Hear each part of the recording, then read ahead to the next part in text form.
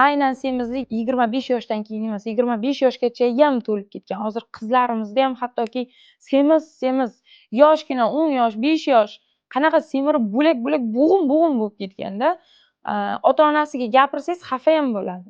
Yeydi-da, yeyishni xohlasa. Oddiy men biladigan bitta oila bor, rahmim kelganidan gapirganimda, nima bola oshqozoni otday bo'ladi, yeyish kerak, unga berish kerak, tiqish kerak. Qarang bizani mentalitetda qanaqa fikrlar bor. U bola otday bo'ladi, hamma narsani tiqish kerak degani emas oshqozonini. U bolaga ham kerakli foydalisini bersa, u farzand haqiqiy bilim oladigan, haqiqiy o'sha inson xohlaydigan farzand bo'lib tarbiyalanadi. Qancha keraksiz ratsionlar berilsa, farzand ham shuncha injiq.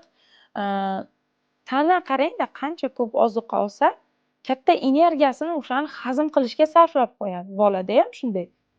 U energiyasini dars qilish, sof, toza energiya bo'lishi kerak. Sog'lom ovqatda sof, toza energiya bo'ladi. U shirinlikka burkanib qo'ygan kola fontani tiqqan bolada emas. Sof, toza go'sht, sabzavotlar, do'kakliklar, meva-cheva, yogurtlar, sut mahsulotlari qancha yegan bola shuncha intelligent bo'ladi. Wunderkind bo'ladi, yoraman deydigan bo'ladi. U qanchalik nosog'lom ratsionlar berib borilsa, bolaning bor energiyasi o'shani faqatgina hazm qilish. Unda qandli diabet, hozir yosh bolalarda ham qandli diabet juda ham ko'payib ketgan. Onalarimiz aybdor, dadalarimiz aybdor. Uyga olib kelayotgan mahsulot aybdor.